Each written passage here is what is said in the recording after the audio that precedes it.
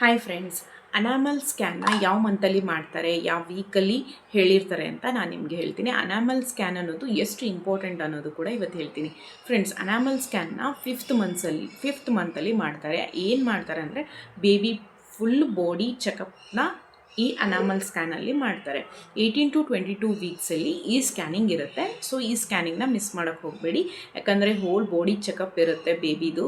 ಹಾಗೆ ನಿಮ್ಮ ಹೆಲ್ತ್ ಕೂಡ ಚೆಕಪ್ನು ಅವರು ಮಾಡ್ತಾರೆ.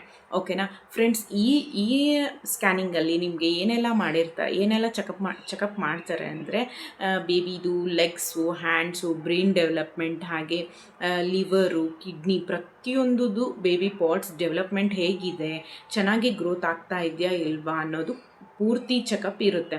ಸೊ ಈ ಸ್ಕ್ಯಾನಿಂಗ್ನ ನೀವು ಮಿಸ್ ಮಾಡ್ಕೋಬೇಡಿ. ಹಾಗೆ ಡಾಕ್ಟರ್ ಯಾವ ಟೈಮಲ್ಲಿ ಹೇಳಿರ್ತಾರೋ ಆ ಟೈಮಲ್ಲೇ ಹೋಗಿ ಚೆಕ್ ಮಾಡಿಸ್ಕೊಳ್ಳಿ.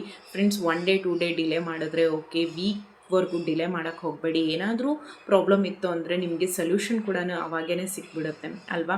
ಸೊ ರಿಸ್ಕ್ ತೊಗೊಳ್ಬೇಡಿ ಫ್ರೆಂಡ್ಸ್. ಈ ಸ್ಕ್ಯಾನಿಂಗ್ ಹೋಗುವಾಗ ಹೋಲ್ ಡೇನೂ ತೊಗೊಳುತ್ತೆ ಕೆಲವು ಪೇಷಂಟ್ಸ್ಗೆ.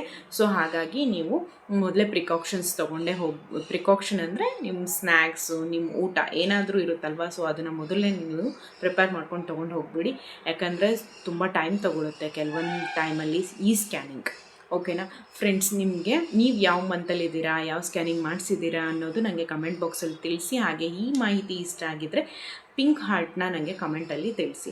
ಓಕೆನಾ ಫ್ರೆಂಡ್ಸ್, ನೆಕ್ಸ್ಟು ಪಾರ್ಟ್ 4ಅಲ್ಲಿ ಸಿಗ್ತೀನಿ. 4ಅಲ್ಲಿ ಗ್ರೋತ್ ಸ್ಕ್ಯಾನ್ ಬಗ್ಗೆ ನಾನು ನಿಮಗೆ ತಿಳಿಸ್ಕೊಡ್ತೀನಿ. ಸೊ ನೀವು ಗ್ರೋತ್ ಸ್ಕ್ಯಾನ್ ನೋಡಬೇಕಂದ್ರೆ ಸಬ್ಸ್ಕ್ರೈಬ್ ಮಾಡಿಕೊಂಡು ಬೆಲ್ ಐಕಾನ್ ಕ್ಲಿಕ್ ಮಾಡಿ ಆಲ್ ಅಂತ ಕೊಡಿ. ನಾನು ಹಾಕೋ ಮೊದಲು ನೋಟಿಫಿಕೇಷನ್ ನಿಮಗೆ ಬರುತ್ತೆ. ಎಲ್ಲ ಸ್ಕ್ಯಾನ್ ಬಗ್ಗೆನೂ ನೀವು ತಿಳ್ಕೊಬಹುದು. ಓಕೆನಾ, ನೆಕ್ಸ್ಟ್ ಪಾರ್ಟ್ 4ಅಲ್ಲಿ ಸಿಗ್ತೀನಿ. ಬಾಯ್.